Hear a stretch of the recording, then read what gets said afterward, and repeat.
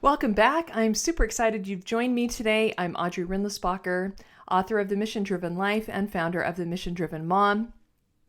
We'd love your help in supporting this podcast by putting up a review and subscribing so that you don't ever miss an episode, and sharing this out with your friends and family. Of course, we'd love to get to know you in the Mission Driven Mom Mastermind Facebook group as well, so join us there. Today we get to talk about really something cool, finding principles in Scripture. Now, we could do a million of these, but I went back. We've been reading the New Testament as a family and had a really great discussion, and I thought I would just walk you through kind of what we went over to help you begin to see how you would really begin to identify principles in Scripture with your family. So years ago, I was working on my undergraduate degree in liberal arts, and that meant that we studied the great books. That was my master's degree too in education, but this was very broad, and principles in natural law were a focus, and I had to take this economics class, which looked very different than a traditional economics class because we read economists from lots of different time periods. And it was really fascinating. On the other hand, it was really boring. And I had this big fat packet. And I mean, these are the great books. And so they're going into all kinds of painful detail. And honestly, sometimes I'm just not really following it all. And it's really hard. And so I would set aside a couple hours every day. And I had this certain number of pages that I had to get through in this economics packet to be done in time. And so I had a particularly difficult day getting through my economics readings. And I remember standing in the kitchen making dinner that evening, and I was thinking all about this, and this is such a hard class, and why are they making me take it? And it's just so painful, and what's the point? I'm never going to be an economist or, run a bank or whatever the thing, whatever economists do. And I just didn't really get it yet. I hadn't really made the connection about what it was all for. And I was standing there in the kitchen thinking these kinds of thoughts, asking myself these questions. And this powerful idea came so strongly to my mind that I just had to believe it was from God. And I had this thought, it's so that you can understand Scripture. And boy, that changed my paradigm a lot, I can tell you. And from that point on, I had been introduced to natural law. I had started to become interested in it. We had our family mission statement of the truth shall set you free. So I was a little bit on this path. But then the Scriptures really opened wide up to me as I tried to harmonize what I was learning in my liberal arts program with what I saw in Scripture. And everything shifted, especially when I had this reference point of, okay, there's these absolutes. All truth is connected. I can look for these things in Scripture. And so I started to find government principles and economic principles and relationship principles. And it really totally shifted the way that I understood my relationship to God and understood what Scripture is for and how it's supposed to help me in my everyday life. So this is just a small sampling, and I'm going to go specifically into first principles today, and I'll show you why as we go through this reading. You can open up to it if you'd like. I'm using the King James Version because it's just universal. It's kind of the earliest English Bible that we have, most authoritative. So I'm in Matthew 15. This is the very beginning of the chapter, and I'm just going to read a little bit and then just pause. And what I want to do, first of all, is be asking questions as I go, okay? So I don't want to just read a lot of verses all in a row and then say, oh, well, that was a nice story, and I guess it means to be nicer to people. I really want to dig in. Now, one tool that's going to help you with this is the 5 types of questions, which is taught in my article, From Opinions to Principles. We use that in level 1 of the Academy, but I've released it for free. You can get it at audreyrindlisbacher.com on the Principles page. And if you'll use those 5 types of questions in your scripture reading with your family, it will really start to be transformed. And I recommend you use those 5 types of questions in the order I've outlined them in that article. First, ask the what, then ask the why. Start searching for interdisciplinary and principled questions, and then find your application. So we're going to do some of that. So this first verse says, "Then came to Jesus scribes and Pharisees, which were of Jerusalem." Okay, so Jesus is doing his thing with his disciples, really minding his own business, just teaching truth. And the Pharisees and Sadducees won't leave him alone. In this case, it was the Pharisees and the scribes. And the scribes, of course, were not Jews, but the Pharisees were. And the Pharisees are a certain sect of the Jews, especially at this time. They had a lot of authority. They loved the power that they wielded. They were kind of seen as the perfect example of what, a good Jew looked like and how you were supposed to live your religion. And they were very attached to the traditions. They loved all the little rules, and they loved all the little rules and traditions often more than the actual doctrines, and as you'll see in this little selection. And so they had their own kind of set of beliefs and doctrines they were about, but they really hated that Jesus was stealing authority and power from them. And they constantly tried to look for opportunities to knock him down. He wanted to create doubts in the minds of Jesus's followers. So if you notice, he'll always go where Jesus is with his people to question him and see what kind of clever response he'll come up with. And of course, they always fail at this tactic, but they try it several times. So this is one instance in which they're doing that. So they come to him and they say, "Why do thy disciples transgress the tradition of the elders? For they wash not their hands when they eat bread." Now, of course, you may or may not know, but the Old Testament, of course, is full of the law of Moses. And there are lots of very specifics about what to eat and what to do. What's fascinating about this, there's some letters from John Quincy Adams to his son that are available in the academy that we use to some degree. And some of those letters talk about the value of the Bible as a work of history and as a collection of natural laws and principles, basically. And one of the things that John Quincy Adams points out, which is so brilliant, is how these principles that God gave them put them in advance of many of the other civilizations. They had solid financial principles. I mean, if we lived the financial principles of the Old Testament, our society would flourish even more. And America was founded on several of those, which made us flourish at the beginning. In this instance, they're talking about hygienic principles, which there are several kind of medical / hygienic principles in the Old Testament, and it made them healthier than most other civilizations around them. When they were obedient, then they were cleaner and healthier overall, because they were good practices. Now, we know all these years later, I mean, it was in the 1800s that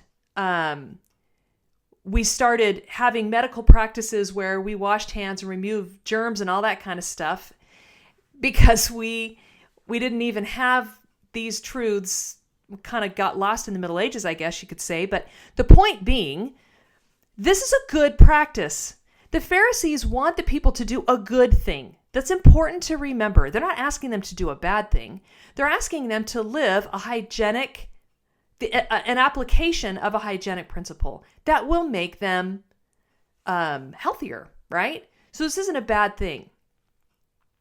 But then Jesus says, he answered and said unto them, "Why do ye also transgress the commandment of God by your tradition?" So he won't even answer their question. He answers their question with a question and puts it back on them. Okay, you're upset at the disciples because they didn't wash their hands. Let's look at what's going on with you.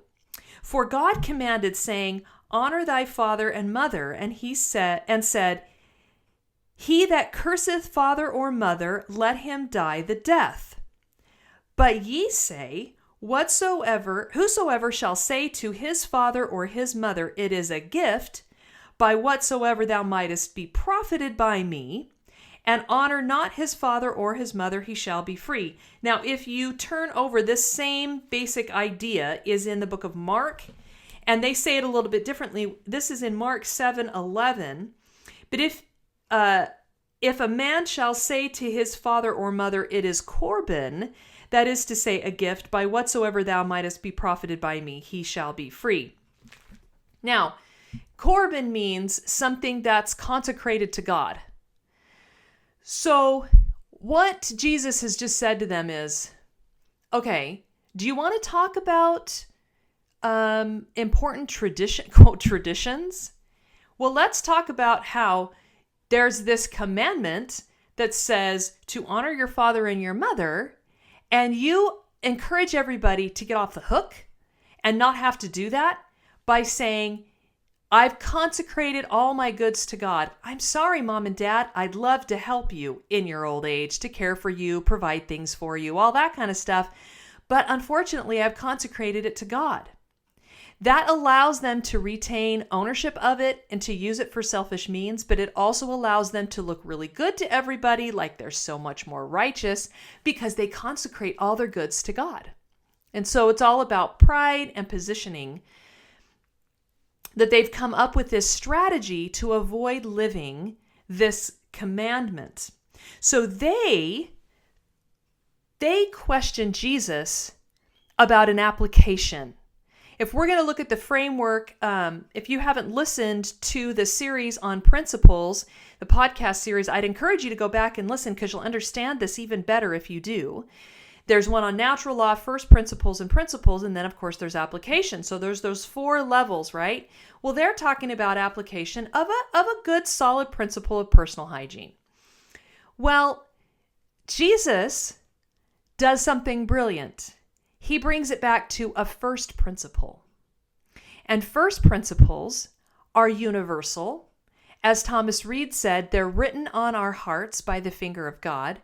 They compel our assent. We know them when we hear them, and they compel us to honor them first. So first principles override principles in the sense that true principles will be in harmony with first principles, but first principles are more important. Okay, so he brings them back to a first principle, tells them, okay, you don't like that they're not living some little traditional application. I'm calling you out on not living a first principle. And then he goes on, ye hypocrites, well did Isaiah prophesy of you, saying, this people draweth nigh unto me with their mouth, and honoreth me with their lips, but their heart is far from me. But in vain do they worship me, teaching for doctrines the commandments of men. So I want to talk to you about this a little bit further, go a little bit deeper for the next few minutes on this idea so that you can really see it in practice. Now, most religions have their core doctrines in common, and first principles in the religious realm, there are first spiritual principles, if that makes sense. And those are doctrines, okay? So some first principles are doctrines. Many doctrines are first principles. So honoring your father and your mother is a first principle. Now, how do we know that? How do we know it's a first principle and not just a principle that we would need to learn and apply? Well, we know that because when we first hear it, that we should honor our parents and our grandparents and do good to them and care for them, it instantly sounds true. We don't need to understand all the arguments for why it would be true and see evidences of applications in other people's lives and how they did that and it somehow helped and blessed them. We might need to see that about specific financial principles, for example. But we don't need to see that about honoring your father and mother. It feels true as soon as we hear it. And we can see that it's pretty much universally accepted. So for example, here's some, this is some C.S. Lewis has done some of this research. You can see in a cross-section of civilizations in history that the first principle of honoring parents runs across cultures. So here's Hindu. Your father is an image of the Lord of creation, your mother an image of the earth. For him who fails to honor them, every work of piety is in vain. This is the first duty. This is Babylonian. Has he despised father and mother? Here's ancient Egyptian. I was a staff by my father's side. I went in and out as at command. Here's ancient Chinese. When proper respect towards the dead is shown at the end and continued after they are far away, the moral force of a people has reached its highest point. So honoring parents even after death. Redskin, you will see them take care of old men. So there are more of these, but you can see that if you do a cross-section historically and you look at major civilizations, honoring parents is a core belief in those civilizations, especially when they're at their height. Now, when they're in decline, sometimes you see a disintegration of that. For example, it's one of the first principles discarded in, for example, a socialist or communist governmental model. And it leads to the societal decay very quickly. Youth are encouraged to dishonor their parents. And when forced or encouraged to do that, it causes the unraveling of the society very quickly. It causes unrest and chaos and anarchy because a first principle isn't being lived. So this first principle also helps uphold society.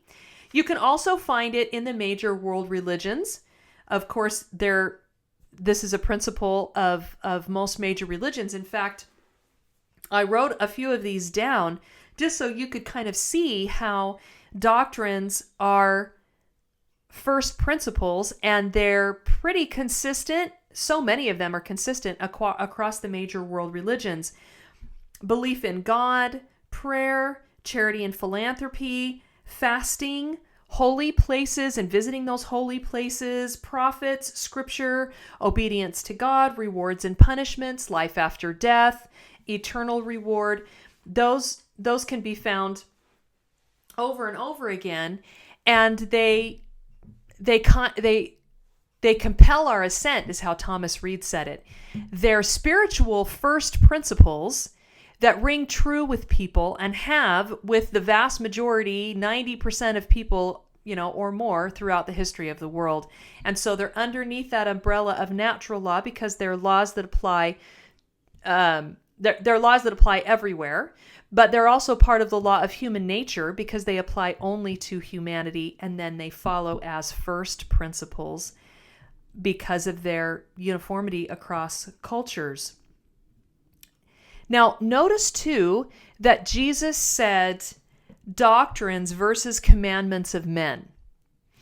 So this is something to keep in mind as well. That's a theme in scripture, that's a theme in religions, because commandments of men, and I talked about this a little bit, I think, in the Natural Law podcast. Anytime human beings make laws that aren't in harmony with natural law, then they fall apart. We don't inherently feel compelled to obey them, okay? And so they don't have the natural weight of natural law behind them. In this case, the Pharisees were trying to make an application of a hygienic principle more important than a first principle. So they were trying to enforce something that mankind felt was important, not something that God felt was most important. God still likes that idea. It's important. We should wash our hands. But I want to encourage you to think about how this idea of looking at the first principles first and putting your life in line with those first principles first and keeping them as your major priority, how that can create a solid foundation and balance your life. For example, in today's world, we're often encouraged to do good things, but they're not the best things. As C.S. Lewis explains, they take their weight from the law of human nature. They are part of the law of human nature, whether it be concepts or principles like tolerance or kindness, or even caring for people or whatever it is. They'll encourage you to obey those principles. And they ring true and feel true because they are principles. They are good things to do. It's not like they're asking us to do a bad thing. And this is where it gets really tricky. And this is why moms have to put in the work. It's not just going to come naturally because I put out a few podcasts and you listen to them and now you're an expert at this. This is a tool. This is this is a skill that must be developed. You have got to put in the work. You've got to put in the practice. The MDM Academy is there to help you with that. But if you'll put in the practice on your own, you'll get better at it too, just by virtue of trying to think in that way and practicing it. Because we are constantly being asked to do good things. But they're at the expense of the more important things. And when we do good things at the expense of the more important things, at the expense of the first principles, then our lives unravel, our families unravel, and our society unravels. So if we all spend our energy being kind and tolerating, that might work for a while. But if it's at the expense of the weightier first principles that a solid society is founded upon, or a family or a life, then it will unravel. And this is where the confusion comes in, especially for our children and our youth. Because when when they go to school, go to college, go to work, go out in the world, it's not as if, sometimes people, do some drugs or whatever. And even, some of those things are illegal. So there's no question that someone's asking them to do, quote, a bad thing. The question is, the problem really arises when they're being asked to do a good thing, but they do that good thing at the expense of the first principle they should be living. So, for example, maybe it's really you're really good at caring for your home, and it's really clean and it's really orderly. But you buy things for yourself and you decorate your home and you take really good care of it at the expense of living the first principles that every religion is founded upon, and that is philanthropy and caring for the poor. Well, you're robbing yourself of joy, but it's a bit of a house of cards. You don't have the spiritual depth, and you can't maintain a solid life. You're living a good principle of cleanliness, but you're not living the first principles first. Maybe you dress nicely and do your hair and have good hygienic principles, but you don't live the first principles of honoring your body as a temple and caring for its spiritual needs as well as for its true, more important physical needs of giving it healthy nutritional foods and giving it enough sleep and all those kinds of things. So in every area of life, there are first principles that must be looked at, analyzed, and lived. God would have us live all the laws. He would love for us to get to the point where we could live all the principles if humanly possible. But he's made our journey much easier by helping us along the road and giving us first principles.